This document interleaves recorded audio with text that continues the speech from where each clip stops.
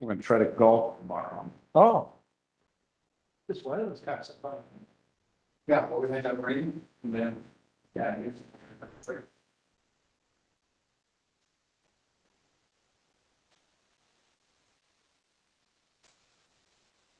Downstairs.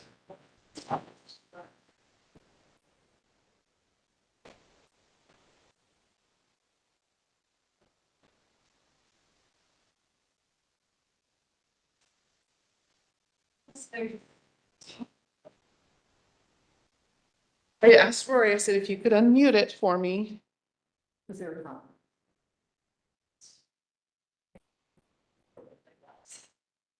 What's that?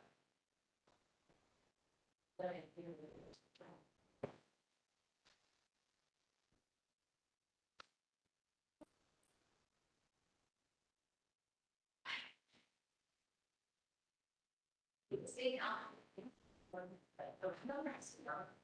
maybe it's wrong, maybe. I can be on the phone. I like.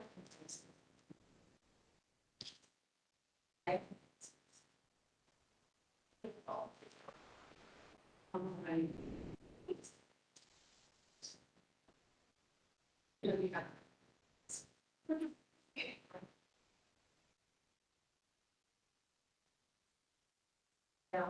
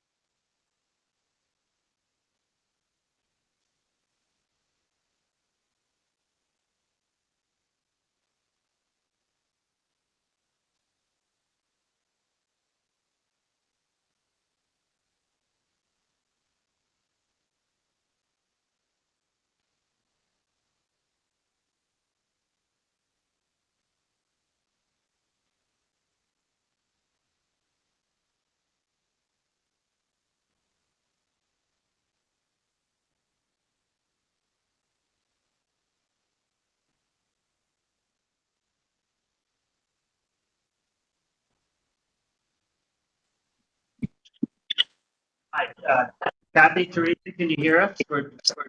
We can hear you. Ready to go? Okay, yep, we're ready to go. Start. Okay. I'll call it to order this pre-meeting for the Westland City Council. It's Tuesday, February 10th, 2026. Got 4 city councilors here, with the exception of Lou Groner, who hopefully will be here soon. Finance Director Lauren Breithaupt, City Attorney Kaylee Klein, City Manager John Williams. And with that, we start going through the agenda. We've got approval of the agenda, public comment, mayor and council report, and there may be a public comment on golf carts, which we received an email about. Thank you for that. And then we've got a smart transit presentation. And I did touch base with Kathy, and there's going to be on the mayor and council report, community advisory group member has, I think, been not showing up at meetings, so there's an amendment to the agenda to just take that vote. So we will do that. Just wanted to give everybody a heads up. And then we will do the consent agenda. Smart Transit will be here also from Wilsonville. Interesting timing. Be presenting a good briefing on the line that they're running through Westland right now. And hopefully everybody saw also TriMet's response to our letter, which I sent out to the city council. We sent them a letter and they gave us a nice response, and I delegated to the city manager to schedule the meeting with TriMet on the council agenda. Thank you for your advocacy, Mary. Yeah, okay, so the business meeting, one item on there is a resolution. So I'll turn it over to John to introduce the topic, and this is really following up on several meetings that we've had. Yep. Thank you, Mr. Mayor. The only business item is the revision, proposed revision, to the master fees and charges to add an increase to the park maintenance fee, and this is the increase that is related to constructing the operations center. So relieving the general fund component of this by catching up with the park maintenance fees. So the proposal in the packet is a March 1st start date. Lauren will be here either now or at the meeting to explain sort of the mechanics of that and to answer any questions. Megan will also be here if you have questions about parks items. Thank you. Any how I like to do this is anybody have any questions that will require some research between now and the regular meeting so that staff can do. The only other thing that I would mention is that we did make an error adjustment on page 19 of the master fees and charges. The total fees were correct, but the breakdown of them were incorrect or old. So we just updated it in this version. But I wanted you guys to know that that is changing also. I do have a question I might want to ask because it's happened to me a few times. There's a difference between single family and multifamily homes, and I think a lot of people are assuming that is some sort of like misguided socioeconomic. The research I did showed me it was a very different thing, but I didn't get on my own an answer. But I guess I'd like to ask about that so everyone has that benefit of understanding where that came from. Sure, we'll be happy to answer that in the regular meeting. Anything else? Here's where it's like you have to go down and shop. They just come upstairs and move it from. Councilor Groner is entering the room. Welcome, Councilor Groner. Thanks, glad you're here. We're just about to wrap up the pre-meeting, actually, but we're on the topic Public Works Operations Center fee increase vote. And if you have any questions of staff that they need to research before the meeting. I'm fine on that. I apologize for deep into doing my taxes. It's that time of year. Yeah. It's okay. With that, we see no other questions on the fee increase. Pay for the operation. We can then, I think, get to the city manager report and adjourn the meeting. So That, the other business for pre-meeting. Okay, we are adjourning the pre-meeting. See you at 6 o'clock. Nailed it. We're adjourned. Yeah. That might not charge your question. It looked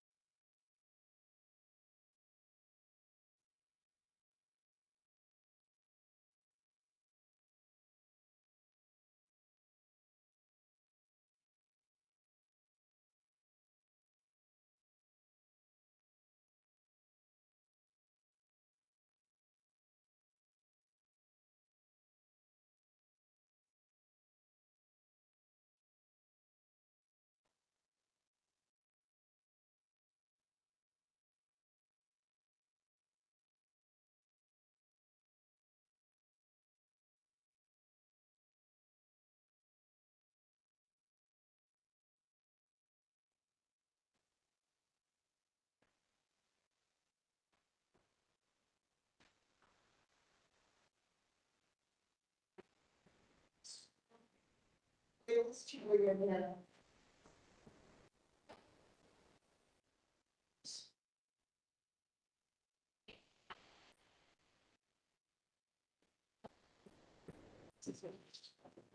far as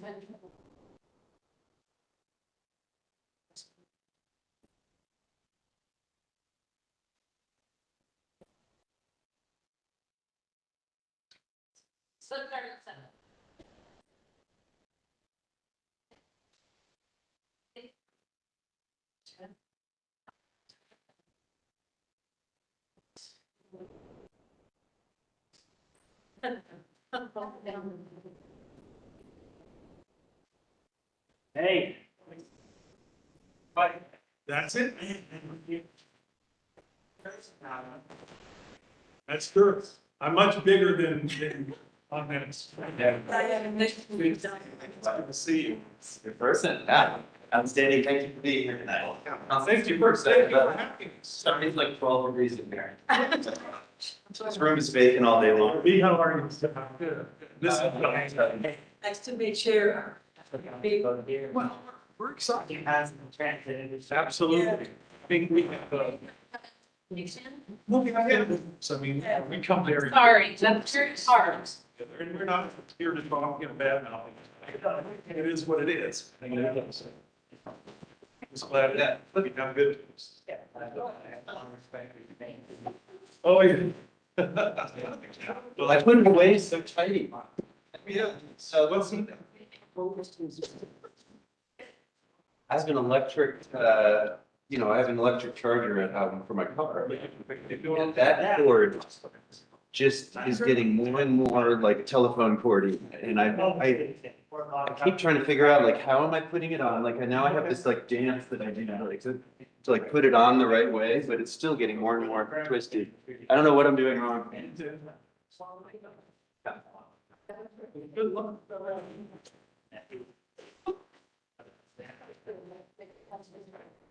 I'm not hearing any bad, so it must be all good. Oh, yeah.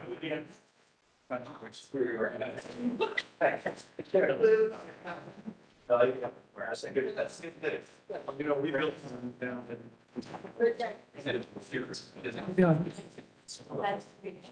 don't think there was that. Oh, there's a small. We're kicking it.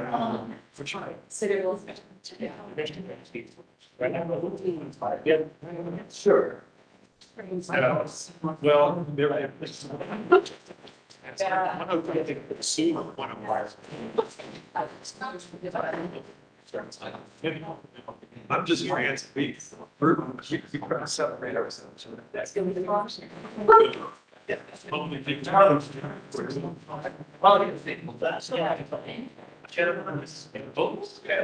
Fun. Yeah, that was it.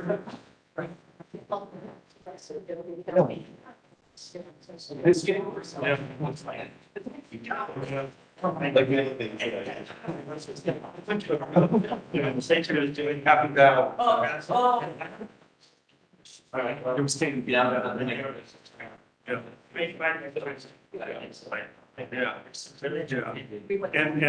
And I don't say staying.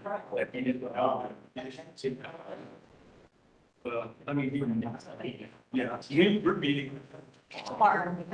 Try and try accountability and watching this tigers.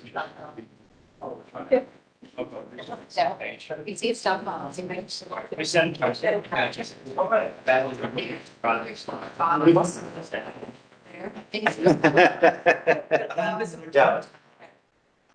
All right, okay, Kevin, so you're doing it. All right, we'll do it. You will. Yeah, but it may be that the other are very patient and tolerant, too much so, I don't know. It would seem, it would. Hey, Mary, I want to introduce you to Dwight, because she's been our big transit. Oh, good. I like transit. Yeah. You probably met for our meeting, but. It is a pleasure. It's certainly a pleasure. Yes. We come very busy. Yeah, we're not cutting anything. Carol's also. Hi. Here. And so do I. Oh, you can. Yeah, my wife and I usually fly into Oakland and I take barge to city in San Francisco. Right. Yeah, $11 one way. Well, we're not San Francisco, but. You can do that Saturday. Anywhere is San Francisco. Walking to the road. Yeah. I mean, it doesn't have to think about it. Okay. Have been, not been, one day out. Well, what, like what we hear this evening. Yeah. Oh, yeah. Isn't Diana and I work together, she's the operations. I, this kind of thing, right? Well, I think when we went today. Oh, yeah. Yeah, I last first step on the time, 2 days after I took the others and stuff, if you need anything on the 9 years. We're having fun. September. Yes. You didn't hear that? My God. Thanks. Yeah. We're gonna have fun. Everybody will, my wife will get out and stay, they will run us out of town. Everyone will be very glad. Well,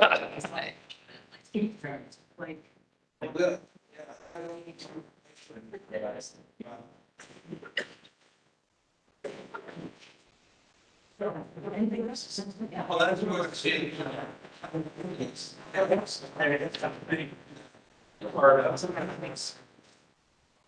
So. No, they. Because that's not. Part of that.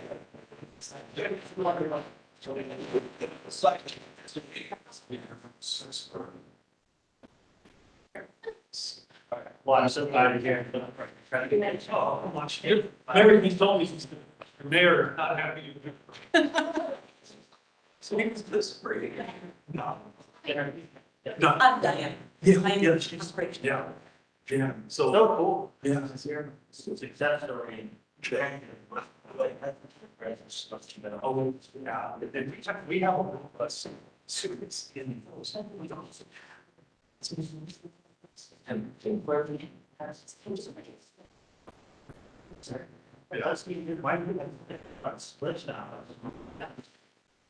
We're not supposed to see ours now. I had a symbol.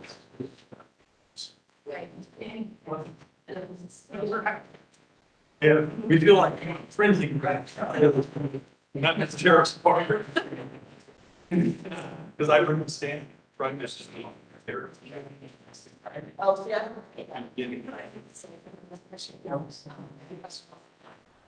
But I'm not getting us class, serious, I think that's.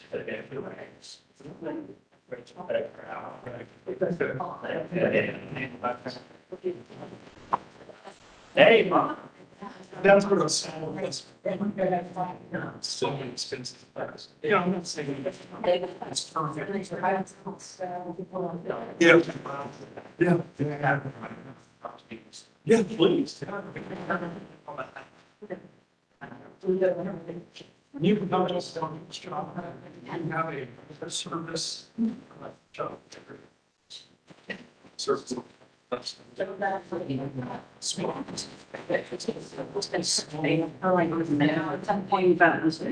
Uh-huh.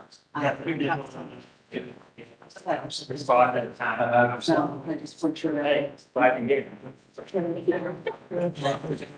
Is it just not enough, I don't know what happened. I need to work the time, but. What do they- Discussion? They don't like what.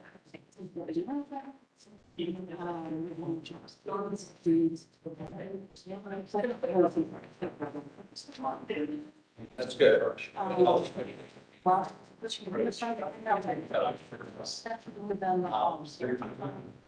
Sounds good. Yeah. Oh, you're gonna, yeah, maybe it's a little. Guys. Don't understand how people are concerns without having to through the street of uses. Somehow, make sure that. And the comment that we today is. And so, you know. Just. Yeah, but helping to that stuff. And then it's on. It's going to solve. She said, student arises. We want to go forward, but we have to have, I have time. I'm meeting with the lawyer next Wednesday and that's like, one minute, that's straight. So they're gonna picture them.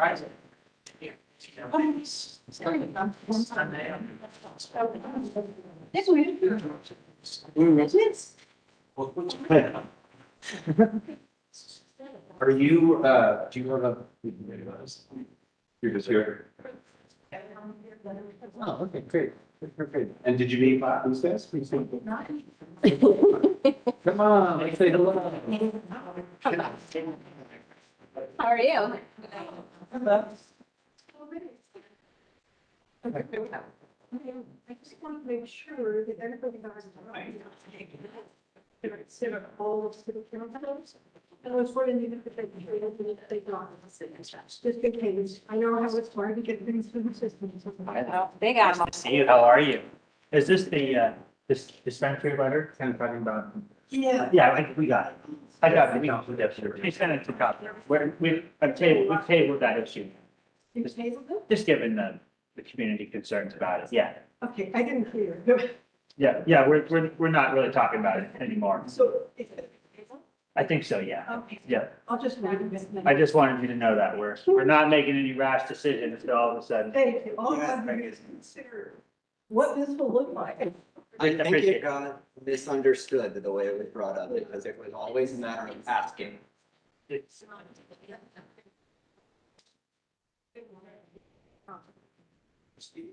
So thank you, right? I thought you're one of the only people to actually write a letter and send it in. Have you got your PO box? When do you think I'm gonna write something back to you, PO box? I don't think so, that. Very soon, kind of. Yeah. I got and that's their safe writing box of money's helping. That's awesome. Nice little post on it, too. So small. It is. Crazy that they. My mom's favorite place. Oh, yeah. Mom loves that place. How many comments do you have? One so far. And hasn't filled out a sheet. I don't know if she's gonna speak or not.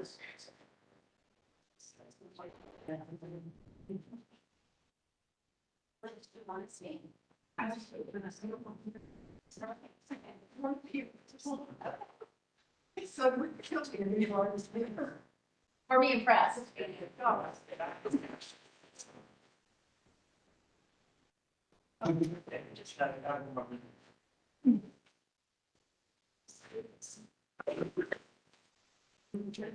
Oh, the tea smells so good. I do have And tea I bags. just hold it. Tea bags. actually. Have 3 minutes. Your chamomile.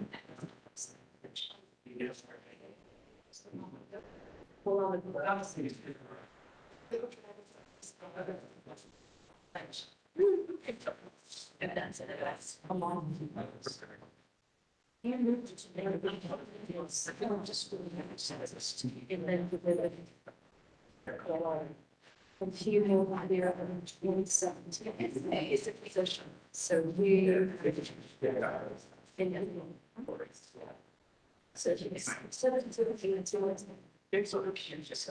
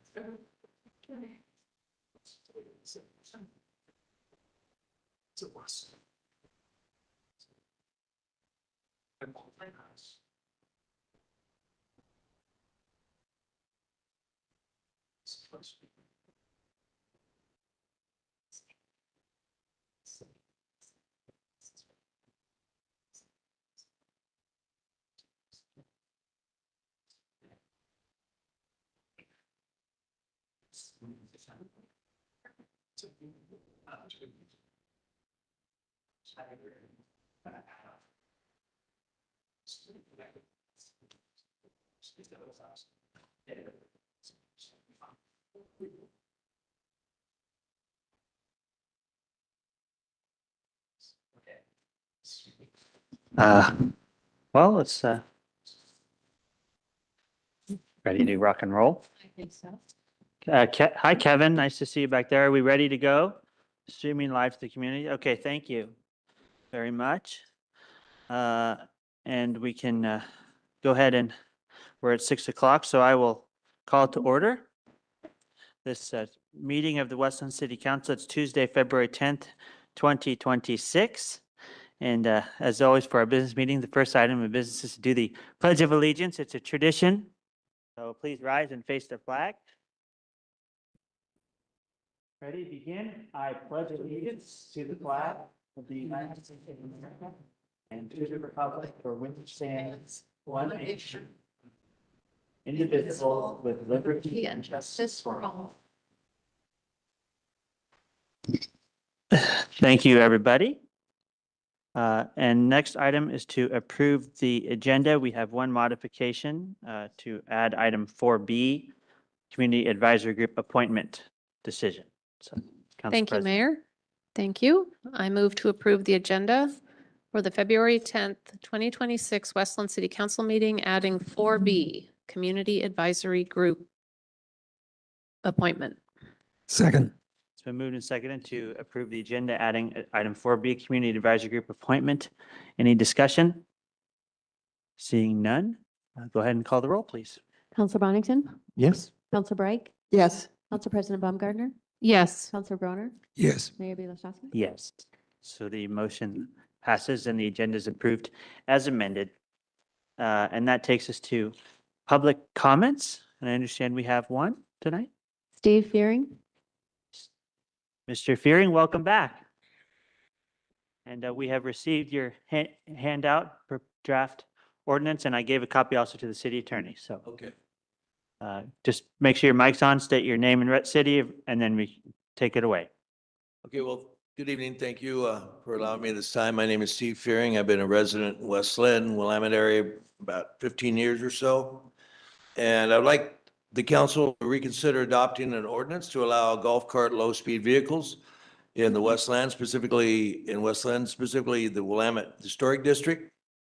In at least the last 10 years, the carts have been increasingly growing in popularity.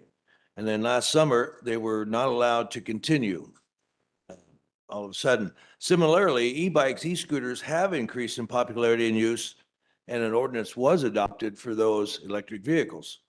I think it's time to do the same thing with golf carts, low-speed vehicles, to regulate and clear up any misconceptions.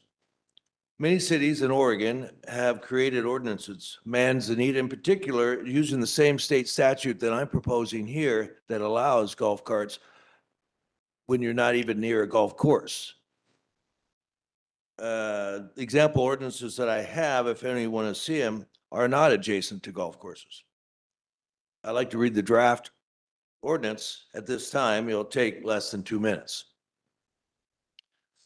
City of Westland, Oregon, and then you determine the ordinance number. An ordinance allowing the use of golf carts and low-speed electric vehicles designated on city streets, whereas Oregon revised statutes 810-070 and 822-10-3 permit municipalities to adopt ordinances authorizing the operation of golf carts and low-speed vehicles on public roads within the city limits, notwithstanding standard vehicle equipment laws. And whereas the city of West Lynn recognizes the desire of residents to use such vehicles as a safe, sustainable, and community-friendly mode of local transportation. And whereas the city finds that the safe operation of golf carts and low-speed vehicles can be accommodated on certain designated streets without interfering with regular traffic.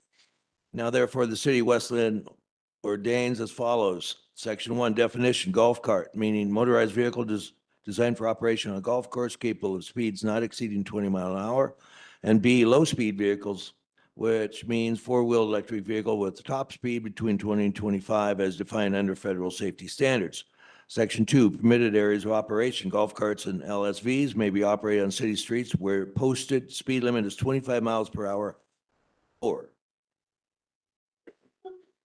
operation is prohibited on state highways or roads with speed limits exceeding 25 miles per hour, except to cross at an intersection. Specific streets may be designated or excluded by the city council by resolution. Section 3, operational requirements. Operators must be at least 16 years old, hold a valid driver's license, comply with all applicable traffic laws. And B, golf carts must be equipped with headlights, taillights, reflectors, rearview mirror, slow-moving vehicle triangle. This also would include seat belts, turn signals, and so on. Maximum occupancy is limited to the number of seats in the vehicle. Section 4, prohibited uses. Operation on sidewalks, parks, or trails is prohibited. Operation under the influence of alcohol or drugs is strictly prohibited. Racing or reckless operation is prohibited. Section 5, enforcement and penalties. Violations of this ordinance shall be considered Class C traffic violations subject to fines as established by city code. 6, severability. In any portion of this ordinance is found to be invalid, the remainder shall remain in full force and effect. And then it says effective date would be 30 days following its adoption and then passed by the city council. 3 minutes? You're at time. Just give us a closing. Give us a sentence or two to close out. On the personal note is that as they've been used over the last 10 years or more, they've been going to the city events and going to the businesses. And I've talked to a number of business owners and they appreciate and they recognize the people that use the carts and come up and they usually attend the businesses and meals and events a little bit more often, especially in the summer. You'll see a lot more carts being used. The majority of people driving the carts are probably older like me that can afford it and also are a little bit more conscious about safety and especially in some of the narrow streets, because we're looking at specifically the Willamette Historic Area, which is confined by streets of 25 miles an hour or less. And then once you get past that, it's not allowed. So there's just a confinement right there. You have the river and then the Willamette Historic Area. Well, thank you for bringing this issue back to us. And we have received some preliminary legal advice on this topic and we'll, I think, maybe discuss it in the future. And I know that they'll be putting a summary of golf cart regulations and rules in an upcoming newsletter and the OWL. I have a question. If you would like, I could give you the cities and their ordinance number if you want to look it up where I have copies of them. The other thing, one thing the city of Detroit does, they have the golf carts register. And so you know who's got the golf carts and then they pay an annual fee of like $50 or something. So you're aware of who has the golf carts and do they have all the safety equipment they're mandated to have. So that's another option that people I've talked to in the community would be willing to do as well. Council President has a question and you can send that list over to us for sure. Thanks. I just am curious, how much do you think people will respect these ordinances? For instance, this is very anecdotal, but I happened to be last summer, maybe it was, on a sunny weekend morning. There wasn't a lot of traffic. There were really nobody parked along Willamette Falls Drive, and there was a golf cart parked. They had come up to have breakfast at the Westland Saloon where they serve breakfast. they'd driven up the sidewalk and were parked just on the sidewalk outside of the restaurant, which, I mean, you could get by. I'm not saying there wasn't room because the sidewalks are very wide, but I guess my hesitation is giving people an inch and they're taking a mile, Sure. quite frankly, with, Sure. especially with the differences between the two vehicles. And then the police are going to be in the position potentially then, anytime we change or make an ordinance change, we're inviting the police then to take it upon, it becomes their job to enforce. So that's the thing that I carefully consider is not the people who are all going to be doing it by the book and by the letter, and we're going to do everything, as you say, well-meaning and do it right. I worry about just the kind of give people an inch and they start driving things that aren't low-speed vehicles and saying that they are, and then the police officers having to figure out. I don't know. These are just the concerns I'm having. Although if everybody just was reasonable, I think it would be a great idea. I totally agree with that. And there's always going to be exception to the rule, just like there are with the e-bikes and e-scooters. I see violations. I've read their codes and I see violations. I don't know what they do with that. Well, actually, the e-scooters didn't work out that great here. They pulled that program because, Oh, they did. Are you talking about the bird? yeah, the bird scooters that were. You might be No, talking no, no, about no, no. other privately owned okay. e-scooters. No, there's the But, West Lynn ordinance that allows. Well, you're right. That's another concern that we get a lot of concerns from the public. So, But to but- answer your question, one thing that's helpful, we are already into a group chat with people that own golf carts.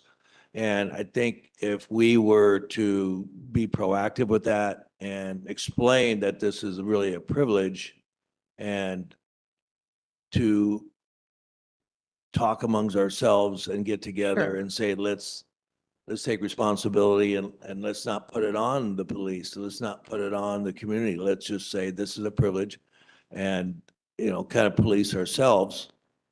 And because most of the people that are in this community, like I said, are older, and are willing to reason about that sort of thing. yes.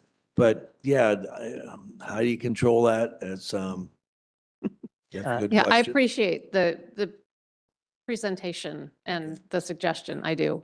All But right. I just wanted to share, that's my main concern about all of Well, it. I guess my question would be, because golf carts had been being driven and used throughout the community for at least a decade, why all of a sudden we get pulled over twice? You're raising an interesting enforcement question.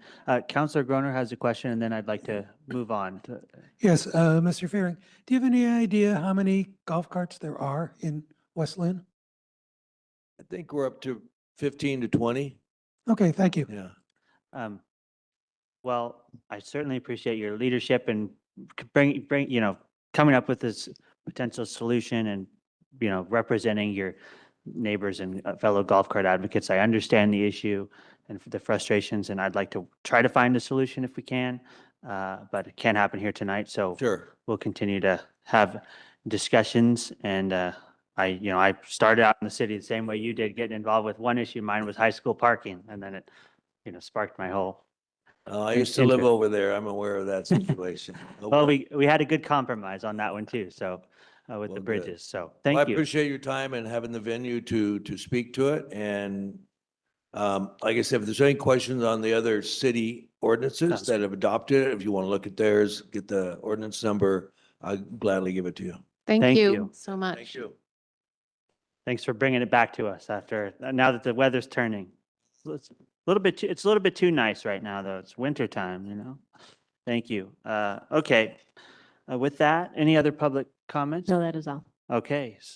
Thank you so much. We'll go to mayor and council reports from community advisory groups. And I can happy to go down the line. Councilor Bright, kick us off today. Thank you, Mayor. I attended the Career Day at Rosemont Ridge Middle School, and the past couple of years, I've sat at the table and just talked to them about what it means to be a city councilor. This year, I decided to volunteer in a different area, and so I worked at the real-life simulation. So the students were given career choices with a presumed salary, and then they had to decide if, like if they had student loans, if they wanted to buy a car versus taking transit, and all of these different things. I worked at the student loan table. Wow. Very Lots awesome. of, lots of great engagement. Thanks to you and the other city councilors who went to Career Day. Rosemont Ridge, those are some lucky middle schoolers. Go ahead. Thank you, Mayor. Yes, I also attended Career Day, and Counselor Bonington and I were at the table for just representing council generally and meeting. It was like speed dating 200 eighth graders. And so they just come through and they've got a list of questions and they ask you the questions, and they're all so earnest. And anybody who says middle schoolers wouldn't want to work with them doesn't know. They just don't get it, because they were wonderful. And it's such a great opportunity to also get out and see our rest of our community. Tonight I was at Market of Choice, and one of the students I met at Career Day was in line with me, and we got to chatting. So it was great. And I also went to a C4 meeting, which wasn't nearly as much fun, but it was interesting. I mean, virtually attended that. So that's about it. Thank you, Council President. Couple updates on my end. While you were attending the C4 meeting, I was at a Rotary Club meeting at their monthly meeting, giving a city update, and had a great 30-minute presentation about everything going on in the city. And it always amazes me when I start trying to compile a list of everything that's happening just on a city. It's a lot, and I'm proud of the work that our city staff and council and community are doing, and all these different policy areas, one of which we'll talk about later tonight. And then also had a breakfast with Pam Pierce from Community Living Above, talking about the dispensary issue and also some other issues. And she leads the teen advisory board at the high school. So that was a great meeting, and we'll look forward to continued engagement with her and potentially having her at a city council meeting at some point. And she did some great work on substance prevention with Representative Walters, major legislation passed. So hopefully to have, next time Jules is here, maybe we can honor her for that work, because that was pretty impactful. So with that, that's my weekly report. On to Councilor Groner. Thank you. Well, I attended a session on sanctuary law that was given by our esteemed city councilor, Ms. Klein. Learned a lot, and I think that's the reason we're seeing all these employees only signs, which may have been slightly overdone. There's one right outside this door, and I think the public is allowed in here during our meetings. But it was very useful. I learned about the difference between a federal magistrate judicial warrant and a administrative warrant. So it was a useful session. Thank you. Thank you, Councilor Groner, for that. I'm glad you were able to attend, and thank you, City Attorney, for all your work on all the different issues that are bubbling up across the city. So appreciate you. Councilor Bonington, go ahead. Yeah, as was mentioned, I was at Career Day as well. And that is a really fun event. I remember doing it when I was in 8th grade at that very school, in that very gym. And it's really special to be able to come full circle and participate in that. To borrow a reference from The Offspring, the kids actually are all right. Is my conclusion from being a part of that. Also, last Thursday, the Economic Development Committee had a meeting, and they received a briefing on Vision 43, and they are prepared to make some recommendations at their next meeting to us regarding that. So that's that. Thank you, Councilor. And thank you. Anybody forget to report anything they want to get out? Council President Baum, go ahead. Thank you. I forgot that we had a wonderful meeting of the Willamette Falls Trust at the Historic City Hall building, which is really a great meeting space and available to the public to rent for events, I will add. But we had a great meeting, and we're at this moment planning to respond to a letter from Grand Ronde. So we're doing some tribal relations work that's very nuanced, and I appreciate the leadership of Kate Brown a lot in that work that they're doing. Thank you, Council President. That meeting room is Westland's best secret, so if you keep talking about it, that's going to be booked up all the time. So that's, what a wonderful space. With that, seeing no other reports, we're going to move to item 4B, which is it's Community Advisory Group appointment. I am going to place before the council removing Alyssa Cruz from the Economic Development Committee. And I would entertain a motion to approve the appointment removal. So moved. Second. It's been moved and seconded to approve removing Alyssa Cruz from the Economic Development Committee. And just for the record, I think this is due to non-attendance at meetings. So with that, please call the roll. Counselor Reich, Yes. Council President Baumgartner, Yes. Counselor Groner, Yes. Counselor Bonington, Yes. Mayor Bielostowski. Yes. Thank you. So the motion is approved. And now we will move on to a wonderful presentation from our guest from Smart Transit from the city of Wilsonville. And I'll turn it over to the city manager to introduce the topic. Sure, come on up. We very much appreciate having the opportunity to hear what's happening at Smart, particularly what's happening here in our own area. Obviously, transit changes are much in the air considering TriMet's service reduction proposals. And so Smart becoming an increasingly successful service in our neck of the woods and are here to talk about their new service. So I'll let you guys introduce yourselves and thank you so much for being here. All right, thank you and good evening. I am Dwight Brashear. I am the transit director for SMART, which is South Metro Area Regional Transit. We are owned and operated by the city of Wilsonville, and I am joined by... Oh, my name is Diana Kotler. I'm the Transit Operations Manager for SMART and the City of Wilsonville. And I bring greetings from City of Wilsonville Mayor O'Neill and the City Council, and a special greeting, and I got to get this right, to City Manager Williams from my immediate supervisor, who is the Assistant City Manager for the City of Wilsonville, Gina Troja.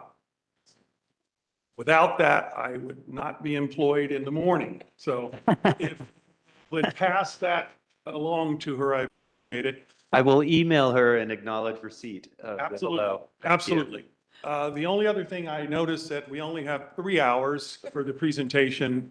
We had clearly 5 hours of material. So we will try to drag our feet as best we can.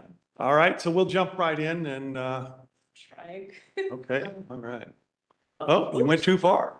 All right, so I'm going to give a little bit of background about SMART, just kind of a history of it. We became SMART, well, some of us were born that way, but the city became SMART back in about 1989. So we've been operating transit in the city of Wilsonville for 37 years. We started as WART, believe it or not. We grow on you was our tagline, and it had a little frog. And at some point, someone decided, that's why the green on the buses, but somebody decided that it would be better to be SMART than to be a WART. And I can't argue that point.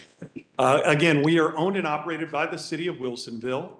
We currently operate 9 routes, but as you will find out, we are expanding our service, and Diana will talk about some of the recent expansions that we've undertaken. All of our service is free. That makes us somewhat unique. We push very, very hard. The city council supported this decision. We made this decision a few years, probably about 5-6 years ago.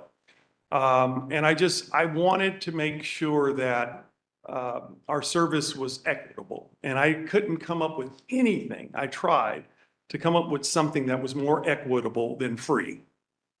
And I couldn't. So we provide this service. We're able to do it. We operate the service, believe it or not, in the black. We are consistently in the black. And Wow. It just works out really well for our customers. We even service Canby. We go to Salem. We go to Tualatin. And soon we'll be going to Westland, coming to Westland. and Oregon City, and then on to Clackamas Town Center. We also do transportation options. We don't just look at buses. We do bike rodeos, we do walkathons. We get folks out in the community and engage them. And we also engage our businesses and make sure that they have all of the information they need to make informed decisions regarding transportation, how their workers get to and from work. It's not always, the bus is not always the best option. And so we offer those options as well. And then, of course, the SMART department is also the fleet department. And so my responsibility as the director is to oversee the operation of the buses as well as the fleet department, which services those buses, but not only the buses, every piece of equipment in the city of Wilsonville that has a motor, an engine of some sort, our department services those. So right now, that's right around 425, 430 pieces of equipment that we maintain. And this is a picture of our transit center. Oh, yeah, and that's the end of our presentation. We thank you very much. She's fast on the trigger there. All right, we're getting back. Getting back. Yeah. There we go. Okay. Now we know how long the presentation Yeah, will be. yeah. It's a 5-hour deal, but anyway. All right, so I'll turn it over to Diane. Oh, thank you, Dwight. Thank you for the humor and thank you for making us welcome at Westland. The plans for expansion of transit service and the growth of transit service come as part of the Transit Master Plan, which was adopted by the city of Wilsonville back in 2023. And it established a vision, not only for the new services that we're providing, but most importantly for the infrastructure to support the services. So Bus and Shoulder program on I-5, you're familiar with. That service enabled us to connect Wilsonville with Tualatin, right around Bridgeport. But most importantly, it helped us assure that we adhere to the schedule and we are able to provide timely performance for the passengers who use that service. The program along 205 just opened. Our first test drive is tomorrow afternoon. If you're interested, we will be going on the Bus and Shoulder along 205. And that was a prerequisite to starting the service to Clackamas Town Center. Again, traffic congestion is unpredictable, and that would allow us to operate on schedule between Wilsonville and Clackamas Town Center. We just, in early January, started service to Woodburn to, again, provide that employment connectivity, economic independence to our residents who work at Woodburn, specifically with the opening of the Amazon Fulfillment Center. Almost 3,000 employees live there. And we'll talk a little bit more about our transit-oriented development and that connectivity to Woodburn and Amazon employment complex. Our goal is to start Clackamas Town Center end of April, first week of May. We're still working out those details. We actually started our class of drivers that is necessary for us to staff up in order to get that service started today, and all in the time to get the service going. So depending on how quickly they get certified and we can get them their commercial driver's licenses and how quickly we can get that going will determine whether we start at the end of April or first week in May. But regardless, by that time frame, there will be service between our communities. And also in this April, we're opening our customer service center at our transit-oriented development facility.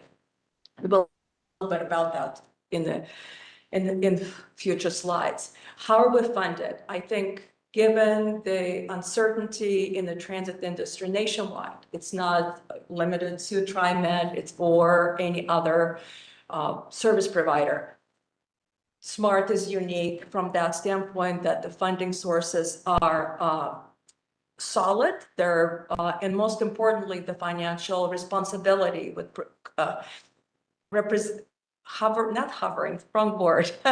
ushering and being responsible for those public dollars and tax dollars, what enables us to operate, as Mike mentioned, in the black. But those are traditional sources, federal and state formula dollars. We're successful in competitive grants. Everybody's familiar with the state transportation improvement funding program. And we have all of colors of funding through their formula, discretionary and regional coordination. And of course, the city of Wilsonville has its own payroll tax. So a combination of this funding sources is what enables us to not only provide what we currently have, but also plan for the future. I think one of the star attractions for the city of Wilsonville and accomplishments is our transit-oriented development facility that opened doors as an affordable housing of 121 units, with 20 units specifically set aside for emergency type of housing arrangements at our Vuela TOD facility. What's the most important from transit operations, that our transit center is adjacent to it. So we're literally in the same parking lot with the TOD. And our customer service center is slated to open doors in April. We're getting the keys on March 1st, so we're very excited about that. As we look at the transit TOD facility and how it relates to the Clackamas Town Center, every service route that SMART operates will go through that facility. So everything will begin and end over there. So in addition to SMART services, you're able to catch West Train that operates from that facility. And we will, as with the opening of the customer service center, you will have a human touch to make sure that people are able to plan their trips, connect to other facilities, pay for their transport, for the transit process, and anything else that is required to bring transit that human interaction and that sense of security that some of our passengers need to get on board transit. And I think it's important to underscore the way we designed our service was to provide this service, whether it be to Clackamas Town Center and all points in between, or to Amazon, was to lift people, to give people an opportunity to lift themselves out of, if that is a possibility, out of the circumstances. I never want transportation to be a barrier to people getting to the services that they need. And that is why we provide it at no cost. So there is no excuse. We're providing this service right outside the door, and we're hoping that it's able to change lives for future generations, just for generations to come. It's something that I'm really excited about. This was a piece of land that the city owned that had a big pile of dirt on it, a lot of weeds. And I showed up here in 2017 and I said, we're going to build something here. And there were people that laughed at me, and that's okay. I didn't know what it was going to look like back then, but I knew it was going to be something special. And I will go on record as saying this is probably the most attractive building in all of Wilsonville right now. So some of the developers have, we've set the bar here with this beautiful building. And there are also there's 121 units of 100% affordable housing. 20 of the units have been set aside for Clackamas County emergency housing. So those units, I hope, we'll never need them, but they will sit furnished, waiting for individuals that somehow find themselves without a place to stay temporarily. They'll have a really beautiful place to stay with transportation right outside their door. So I'm really probably there's probably 65 years of experience between, I'll let you do the math and figure out who has, has what. There's probably about 65 years of transit experience between the two of us. And in all of my days of doing transit, this is the one thing that I'm most proud of. I moved 80,000 people out of harm's way during Katrina, and that, was huge. But this is going to help generations to come. So anyway, I get excited about it. So yeah, I'll let you take over. Yes, please. Well, we're all very excited. So we're excited to get the keys on March 1st, get the facility ready, get the customer service ready, just to give you a sense of the excitement. We're recruiting for 3 openings with 3 customer service representatives, and we had over 200 applications. So the excitement is not just at this table with transit nerds, the excitement Yeah. is in the community. It's contagious. It's contagious. Yes. Currently, SMART operates Monday through Saturday, 6 days a week. But we currently do not service the transit center on Saturdays. As soon as we open the customer service center, our intention is for every route to go through the transit center and provide that connectivity, that accessibility to the residents of this facility. The goal is again to connect to civic facilities, to libraries, to parks, and everything else that Wilson Mill has to offer. Now let's talk about 2X. What are we doing? Why are we doing, and when and how is it going to work? Most importantly, funding is secure for this service. It's both STIP funding, that is formula funding for City of Wilson, and regional coordination dollars. So funding has been allocated and is available for the service. And again, the goals were established to provide that inner city connectivity and connect educational, medical, and other civic facilities along the route. Through the City of West Linn and Oregon City, we'll have several stops. We'll begin at Riverside. We'll begin at the transit center. That's the hub for the operations. From there, we're going to Riverside High School. We met with the principal and had conversation with assistant principal of Riverside High School, and we will be serving that location. Most likely come fall semester, given our start date, that facility will begin to come on campus. In the City of West Linn, we will proceed on 205 to 10th Street. We'll stop in front of McDonald's. We've been working with your Public Works and Engineering Department, and the stop there is approved. So we'll forward our specifications for the sign and so forth to make the stop available right in front of McDonald's and 10th Street, 205. From there, we'll proceed back on 205 to the Oregon Shopping Center, and we'll be connecting there with several TriMet routes. Again, providing that regional connectivity, and also Clackamas Shuttle operates from there. So we'll make sure that we coordinate our departures and arrival times accordingly. At the Clackamas Town Center, we'll have 2 stops. One right by the platform to the Max Green Line to again connect to the light rail services. And the second stop will be at the TriMet bus hub facility right next to the movie theaters. We are working with Sandy and their transit services to connect our operating schedule with theirs, to align that, to make sure, again, that regional connectivity, what they promise under the STIP program, will be able to deliver through that service to our communities and constituencies. Our goal is to have 30-minute headways during peak times. Hopefully, we can make the schedule work and staffing aligns. That will be the optimal operating schedule. We are looking at minute headways during off-peak times, and currently Monday through Friday, with coordination, information, and building of the community awareness and ridership. Most importantly, we're looking to extend the service to the weekends as well, to Saturday at least, and then see where it lies beyond that. Again, funding is that provided by the State Transportation Investment Fund. Finalize the services. It's going to be around 10X. It's going to be hot pink, where all the routes are coordinated, and we're continuing to work with our partners along the route to make sure that the stops are signed, provided, and everybody's aware and welcomes the service when it arrives by the first week in May. We have some brochures here about our Woodburn service, so if you're interested in them, we'll pass them around. Obviously, we'll prepare collateral materials that be specific to your service, and we'll continue to work with the City of West Linn communication team to ensure that coordination, communication, and awareness to the community is passed on from us and coordinated with your staff.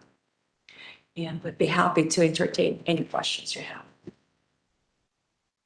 Thank you for that uplifting, wonderful presentation and that facility you built over there looks very cool. You've got to come and see. We'll do a grand opening kind of deal and you guys have to, we'll invite, you know, it's beautiful. Your whole city, the city council must be so proud of over in Wilsonville of that accomplishment. And the fact that you can provide free service too is unbelievable. When you think, Yeah, without them, we wouldn't be able to, without the city council and mayor support, going back to Mayor Knapp, and then Mayor Fitzgerald, they have been very, very supportive, so. I'm going to open the floor up to questions from city council. Councilor Groner. and then we can- Yes, thank you for your presentation. Eye-opening. You made a statement that you're running in the black, but you're not collecting any fares That's true. from riders. And so I presume this is various state and perhaps county and local sources, tax sources of funding. Is that Well, correct? Yes, yes. Wilsonville has its own payroll tax, as does TriMet. Ours is just a little less. So we collect that, and then we get our share of the STIF, which is a State Transportation Improvement Fund. So we take all of that and put it together, and it allows us to provide the service that we do at no cost. And I have a second question. If West Lynn was interested in such a service, would it be more reasonable for us to sort of join you in a common service or have an independent service along your lines? Counselor, I was here last in 2019, sitting right here. I think it was Mayor Axelrod who invited me, and we were talking about, I remember there were a lot of hills involved.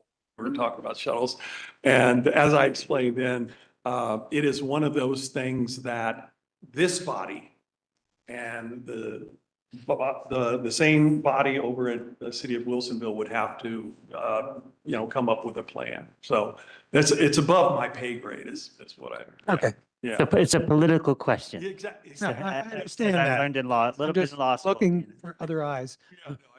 Well, I appreciate you bringing that up, Counselor, and that's something we can definitely take up. And we could talk to the mayor and city council over there and, They about really that. are nice folks over there. They are nice folks, Yeah.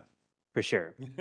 And obviously it's a big policy discussion and Sure. decision with lots of ramifications for both communities. And I'm sure you're hearing from other communities as well, given the transit news going on. So Yes, yes, Uh, we are.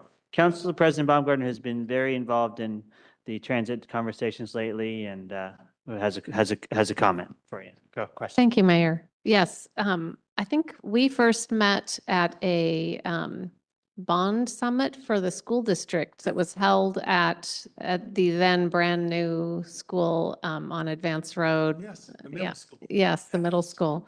some years ago. Yeah, it was. I think that was, 2018 maybe? Yeah, I arrived here in 2017. Yeah. So I have been thinking about this off and on quite a bit. One of my first appointments, volunteer appointments, was with the Transportation Advisory Board here at the city. And so not having a background in transportation, but having used, of course, driving a car I embarrassingly introduced myself as being my expertise was I use the roads. But I have also in my life used transit in that I lived in West Lynn and Lake Oswego and rode the 35 downtown back and forth, basically. But it's very important, as you point out, for equity. And so that's really what drives me. And when I hear from our community members that whether they're people using actively themselves directly or employers who small businesses need their employees to be able to get to work. And they're using and soon losing their way to work. I'm very concerned about that with the TriMet service line cuts. So I'm looking forward to all of these discussions, and I would love to check out the Bus on Shoulder opening. So if there's riders, if you're looking for riders, sign me up. And I'd love to come and tour the new, congratulations on that, the new building and housing for people that's so critically needed. So thank you. if I could share just briefly, just an incredible story. I am a bus rider myself. I ride the bus on a daily basis. And we've been operating the 10X or 12X to Amazon for about 3 weeks, not quite a month yet.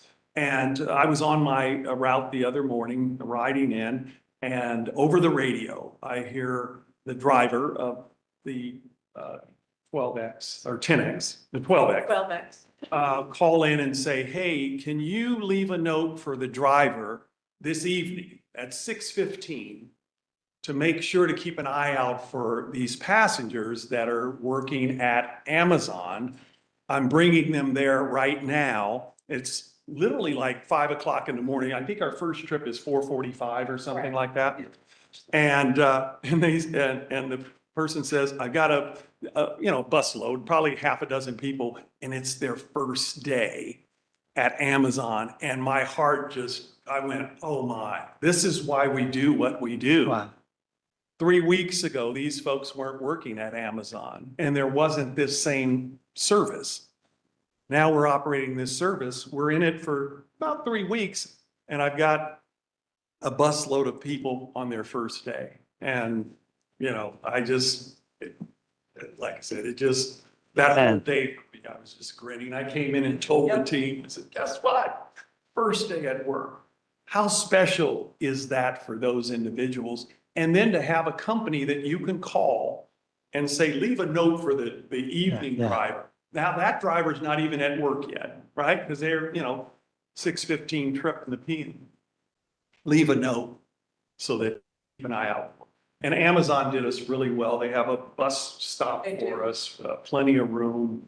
They've welcomed us there. So anyway, I just thought that is a great story that you'd appreciate. It's very inspirational. Thank you. Wonderful story. A lot of good stories. Man. There's good things happening with Smart.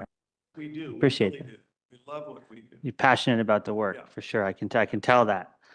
Councilor Bright, any other comments? I just appreciate the partnership with you and the fact that you're taking the time to make a stop in West Lynn, in a place where we're losing service, unfortunately, is very notable and noteworthy. And I appreciate that. And I'm sure our community members who use that service, like Council President said, are going to be very appreciative, and obviously would love to continue conversations about places where Smart can backfill, but also understand, the political dynamics surrounding transit. And so just eager to, I think on behalf of City Council, our staff, we're very eager to collaborate wherever possible for the betterment of our residents. So Well, we're in the business of moving people. We don't care where they live or, we just want to move people.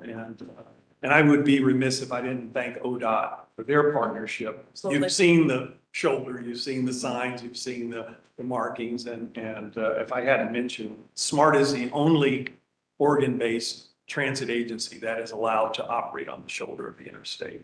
So we're very proud of that. And we will never take that for granted. Safety is is paramount. We haven't had any incidents on our I-5 service at all. So that's amazing. And I think it's definitely for the efficiency. When you look at the traffic that builds up on I-5 and 205, if you have to sit in traffic, you're in trouble with this trend because you're an hour late, but with that service, you can stay on time, hopefully. we do have individuals from time to time that haven't seen the signage. And so when the bus goes by them on the shoulder, my phone rings and I have a person on the other end yelling at me about unsafe act. Oh, And I said, what happened? The bus went right by me on the shoulder. I said, was it speeding? They go, no, but we're stuck in traffic. And I go, sir or ma'am, I said, it's allowed, there's signage. And they apologized. They said, I never saw the signage. I said, it's a program that allows buses, in this case, SMART to operate on. But they are livid sometimes when the bus is them on the shoulders. Yeah, not the driver's fault. Oh. It's Dwight's fault. Did you have another? yeah. Council President has another follow-up. I just wanted to add, as kind of another case, a happy case story, is that I'm pretty sure that what you are creating here, this connection, this to extend what was the 76 I'm pretty sure that at least in this one case, a business that's gotten a hold of me that says their employee won't, 3 of their employees won't be able to get to work anymore. I think this is going to offer them at least an option because they're coming from the east side of Portland. And so they could get themselves maybe to Clackamas Town Center and then be able to do this transfer. So this is really, I mean, it's critically important. So, You know, we have the route laid out, but we are flexible, we're fluid, we're nimble. Yep. And if we need to make some adjustments along the way, Diana will be looking at that, we'll be looking at numbers. And we're not as concerned with, you know, making sure that every seat is filled. We like just going where people want us to go. And we offer smaller vehicles. And if we need a larger vehicle, we have those as well. But on this type of service, we use smaller vehicles and it seems to work out really well. They're less expensive to operate. So it's great. they're just a lot more flexible. So Wonderful. Thank you. thank you. Anything else, City Manager Williams? Any comments on your end for, this is? No, the only thing I'll say is, we've told you this before, but we are happy to help with the communications, with the outreach, with rolling the service out. Whenever you have the details, whenever you're ready, you have the contacts at our staff level, and we're just thrilled to have you. Welcome to Westland. All right, thank you. And speaking of communication, Gina Troha from Unity. Oh, yeah, yeah.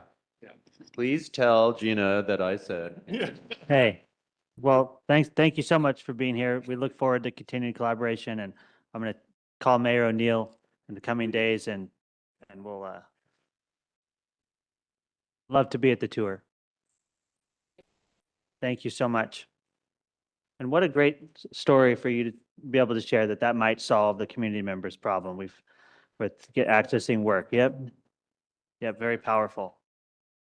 Just to have transit reduced down into just getting people to work is really grounding during all these policy conversations we're having, you know?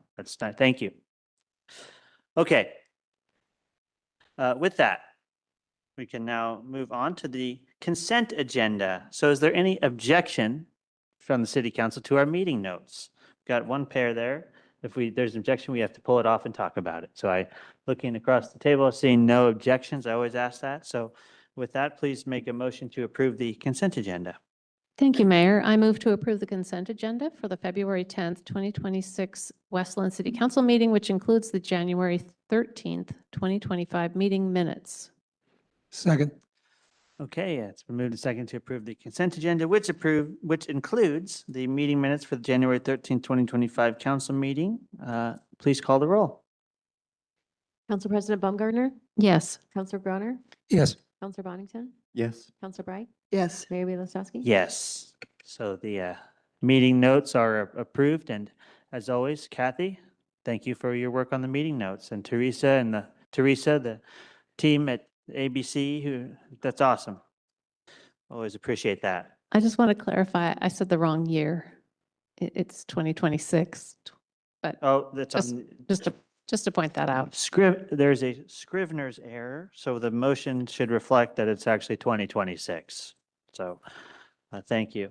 We could have just moved to approve the consent agenda, and then it would, but you know what? That's totally okay. It won't change anything. So, thank you. Consent agenda is approved. Staff have been thanked, and now we will move on to the business meeting, which has only one item on it, an important one though. Agenda Bill 2026-02-1002, Resolution 2026, which is revising the fees and charges as shown in Attachment A and updating the master fees and charges document in the City of Westland related to the parks maintenance fee for the Operations Center construction. And with that, I'll turn it over to the City Manager, and just note for the record that this is a follow-up on several council discussions we've had about this topic. Mr. Mayor, that's exactly what I was going to say. Once again, you have stolen my thunder, but my only speaking role this evening is to introduce Lauren to present the staff report for this item, and to note that it does come from direction you provided at your February 3rd work session. So Lauren, thank you for being here and for doing all the behind the scenes work to get this ready. Of course, yeah. So this is a resolution to update the master fees and charges based on what the council has talked about. This is there's only two things that are being updated in this master fees and charges document. the first one I'll just say is the correction of an error in section 8.4. The total fee remains the same, but the breakdown of the fee was incorrect on the last version. So we're just updating that. The other part of this is what we're here for tonight, but it is a increase of the parks maintenance fee by $5.20 per month per residence. This is to help pay for the operations center cost, the parks portion of that, which is in the general fund. So that portion is about $561,000 a year, or estimated to be that, and this would cover exactly that. So council has asked that we take a look at that and increase that to help pay for that portion and help supplement the general fund. And the parks maintenance fee is, or the parks maintenance budget is a little bit is stretched thin, correct? Already. Yeah. So which is kind of why we're doing this. Exactly. So the parks maintenance, or the parks department is inside the general fund, which is our fund that is stretched a little thin and we'll have concerns about in the future bienniums. So. Thank you for anything else to add to the? I don't think so. Okay, well, any questions of Finance Director? Councilor Bonington, go ahead. Yeah, in the interim between the last time we discussed this and now, a few people have asked me about the reason multifamily is lower than single family. And what the origin of that is, and when that's billed to a 30-unit apartment complex, is it just being billed one fee, or is it 30 fees in addition to the use? But basically, the concern seemed to be that it was making an assumption that multifamily housing needed a discount for economic reasons. So if you could explain. So as I understand it, that's not the reason for that. I believe this was implemented when the parks maintenance fee was implemented in 2007. And the reason is as it explains in section 6.9 of the master fees and charges, is that multifamily residents, we can't really account for the vacancy rate. And so they are on 1 meter. And so it could be 30 apartments on 1 meter. And some of those apartments could be vacant, but we're billing for the full 30 units. So this is a slight discount to those to account for the vacancy rates. And it's a very small difference. It's approximately $1 a month, and the rate is per residence, not per complex. To be clear, if that's a question you were asking. So if it's 30 units, then it has 30 fees assessed, but they are slightly lower, and then that difference in the fee is to account for the fact that inevitably some of them will be vacant. And that's correct. And the comparison to single-family home, if the single-family home is vacant, it's not accruing bills. Right. There's no one paying the bill. Yeah. Okay. And would a duplex count as multifamily? Okay, so that's where it starts. Yes, it would, if they are on the same water meter. Generally, duplexes are on the same water meter, but sometimes they have them separated for whatever purposes. So if it is on the same meter, yes. Okay, got it. Thank you. Thank you, Councilor. Council President Baumgartner. Thank you, Mayor. And thank you for the information. And just to, I think, revisit a concept we've already discussed, but I had a phone call from a resident today that reminded me. People are expressing concern about the need for this increase. And I know that we talked about maybe being able to communicate with the public, just kind of to help people understand why we're doing this. I've heard several people express concern that, or an understanding that we had made the announcement that we had the money for the construction of the op center. So why are we now raising a rate to pay? So I'm just, again, we've talked about this, but I'm just bringing it up again because I got a phone call this afternoon that reminded me of just the questions that people have. And I'm totally confident in the need and the reasonableness of a rate increase. I'm just trying to anticipate how to communicate that so that people feel they understand what it is. Do you want to take the communications part of it? I mean, we do have a communications. I don't even have a question really. I'm Yes, just, I didn't take it as a question.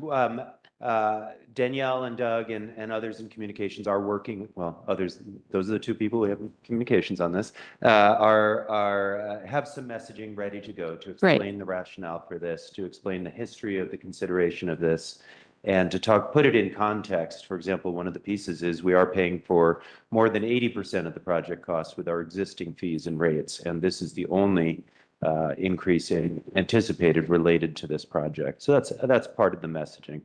And I think the Great. careful deliberation that the council and the community has put into the need for this project over time, and the special circumstances of the general fund relative to the dedicated utility funds, all of that are pieces of the puzzle. And so we have some plans for that after you make this decision. yes. Well, I think anytime I get a communication from a community member, I consider that to represent at least 30 other people, let's just say, off the top of my head, that have the same question. I'm sure it's even more than that.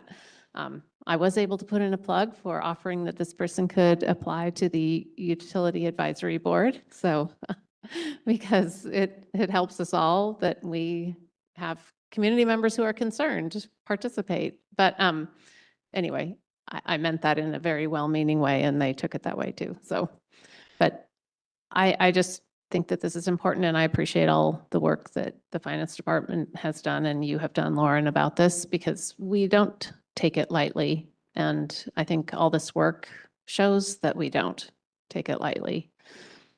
So thank you all. Thank you, Council President. Any other questions, or we can, Council President a motion can be made, and then we can have discussion, statements, and I have a little short message to read. Thank that I wrote you. up. Thank you, Mayor. I will make a motion. I move to adopt Resolution 2026-01, revising fees and charges as shown in Attachment A and updating the master fees and charges document of the City of West Lynn related to the park's maintenance fee. Second. It's been moved and seconded to adopt Resolution 2026-01, revising fees and charges as shown in Attachment A and updating the master fees and charges document of the City of West Lynn related to the park's maintenance fee. Any discussion from City Council? Councilor Bright, go ahead. I just want to say that I think people in general don't want their costs to go up. And this is maybe a more difficult one for them to wrap their heads around because they don't see that physical thing. We have not yet built the operations center. We haven't seen any of the efficiencies that come from this. This is taking a long-term view, and it's maybe harder to just see your rates go up. We do have a low-income rate that is available to people. So if people really are feeling a hardship for this, they can contact the utility department and talk about what they need to do to qualify for that. And so there are people that, if they're in hardship, that we do have some help for them. Thank you, Councilor Bright. I appreciate that. I will just make a quick comment here. Listen, as mayor, I know that asking residents to pay even $5 a month more in their fees is not easy. It hasn't been easy to discuss it with council, and I've carefully considered comments from the public. Because this is especially a time when household budgets are tight, and we've talked about the economic climate, and in part that's contributed to the rising costs of the project. But because this is a one-time, long-term capital investment, it isn't something that our regular city budget can responsibly cover without impacting core services like parks maintenance, which hence the $5 a month increase. In our current operations facility, which was purchased in the 1930s in the Sunset neighborhood and built around that time, was really built for a much smaller city. And really is no longer adequate for the needs of West Lynn. And if you've seen the photos, which are online at yourwestlynn.com, it's clear that the space doesn't work for modern public works, parks maintenance, water, sewer, emergency response, for various reasons. I mean, there's insulation hanging out of the walls in different places. The water department is in a cabinet right now, for example. I mean, we have a lot of people that serve the facility, but when you could take a tour, the SCADA system's right in a small cabinet, and that's not really adequate for a city of our size. So West Lynn has grown tremendously, and our infrastructure needs have grown with it. The Operations Center, I think, is an essential investment in how we take care of our city every day, giving our crews the space and tools they need to work efficiently, respond faster during severe weather and emergencies, and maintain the system we all rely on. And it's going to benefit all of our maintenance departments, parks, streets, storm, sewer, everything that we do. And so it's not about luxury or expansion. It's really about ensuring that the people who keep our city running can do their job safely and effectively and also efficiently now and into our city's future. And so we didn't take the decision lightly. Council President has shown me a figure that the population of West Lynn in 1930, when we bought the site, was 1,956. And we probably built it. Do we know the year the building was built? In the 50s, the population then was around 4,000. So you think of how much West Lynn's grown over the years. Now we're at 28,000, and we have 110 lane miles of road to maintain, and tons of parks and all the different expansions in our system. So I am confident in this project, and I feel like the fact that we only have to do a $5 a month increase is a bargain for what we're getting for our community.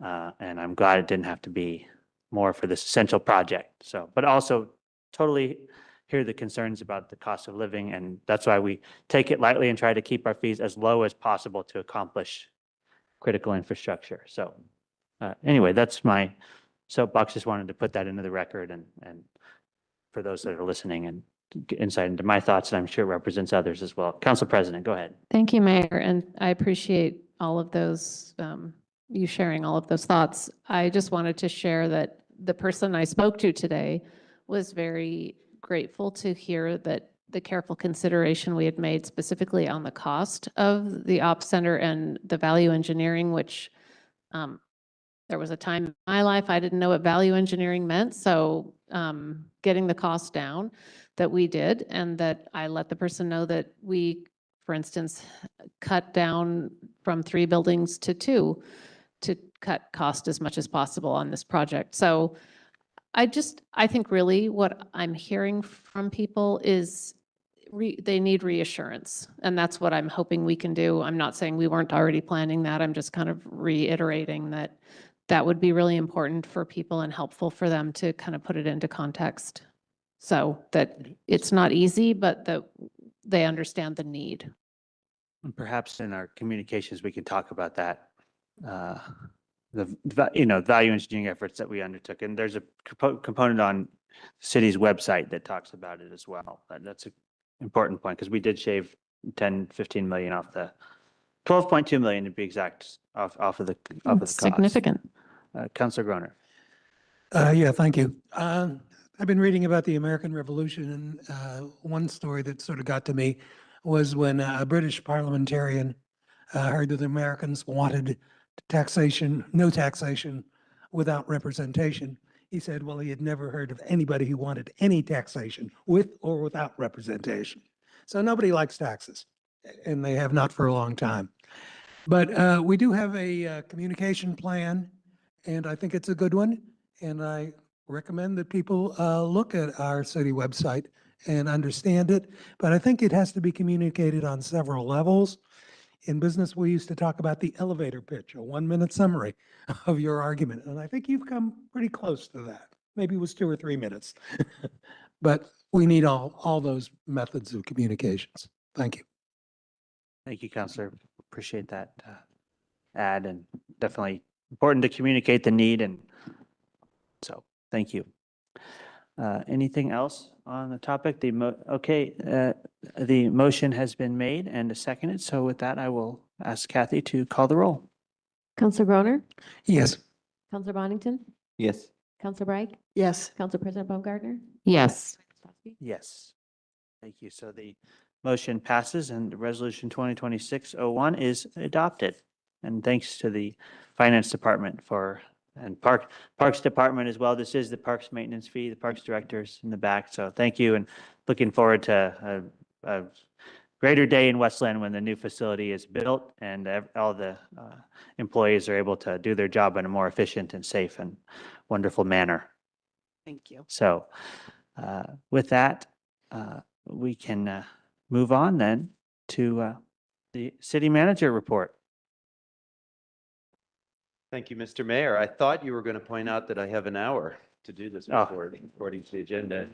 Normally you call that out, but Speak slowly. I will speak very slowly.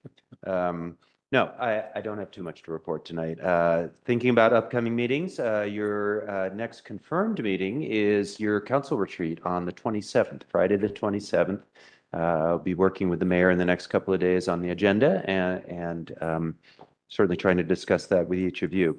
We have 2 work sessions coming up, the February 17th next week and March 3rd. Neither of those have any items right now. And so we are proposing canceling the 17th, our work session next week, because we have nothing for that agenda. We thought we would not yet make a decision about the 3rd because things may come out of your retreat that need to be worked on more. So that's our proposal. I'll confirm with the mayor tomorrow, but unless there's any items that you have a pressing need to add to an agenda, you may be looking at having a short week off next week. Okay. Just a couple of notes about upcoming events. Hope you all have the Meet the Chief event on the 18th at the library on your calendar. We're looking forward to that. We have no idea what attendance will be like. We've been debating how many light refreshments will be needed, but we are looking forward to that event. I think great opportunity for the community to meet or to re-meet Chief Rollins, who is official this week, officially on the 9th. So congratulations to Chief Rollins. And then the swearing in, obviously, the week after that at 1 p.m. Another upcoming events, Vision 43 open house this Thursday, I believe, at 6 at the library. I understand the first event was quite good, and we're looking forward to the second one. And I appreciate this is just a continuation of all the outstanding public involvement that has been done all the way along this project. 2 events that I really appreciate that our parks, that our recreation department does, Valentine's related, the Valentine's dance at 6 at the ACC on the 13th. This is a dance focused on folks with physical or cognitive disabilities and a really heartwarming event.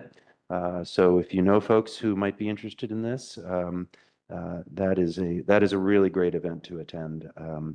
There's also the Sweetheart Family Dance on the 14th, on Valentine's Day. This is for kids 4 and up to attend with a family member. So another great event. Also at the library, there's a Luminary take and make kit. So a little mason jar kit that creates a Valentine candle kind of thing. So that's available at the library, which is really cool. Work-wise, something that took quite a bit of work over the last few days was reviewing all of the bills that are sweeping in the legislature. We are pleased to have Doug Riggs helping us, breaking the way. Doug is going to be working to provide opportunities for the mayor and council to attend in Salem and meet with legislators. Obviously, it's just a whirlwind. There's already a deadline this Friday for legislation. And so there's just a lot going on. We are seeing continued efforts on housing. There's new rules, new regulation loosenings being proposed in a number of areas of housing in the UGB, and there's always efforts happening down there on that. But lots of other things going on as well. So we're trying to track all that. The last thing I will note for our calendar is just a reminder, we are closed on Monday for President's Day. And wishing you all the best for a great long weekend. Thank you. If only if only school was canceled on President's Day at private school, Lewis and Clark, they have school over there now. No long weekend for law students. Okay, any other, anything else for the good of the order? Appreciate the meeting tonight and wonderful presentation from SMART and look forward to continued collaboration with them and seeing nothing else. So we can, by the way, I'll communicate with city manager tomorrow. And if anybody thinks of any agenda topics that are pressing and need to be on the agenda for next week, we can add those on. And otherwise we'll cancel the agenda and then substitute in our retreat. So we'll still meet, 3 times in the month, but we'll just have the retreat as our third meeting instead of the work session. So with that, seeing nothing else, we are adjourned. Thank you, everybody. 7:15.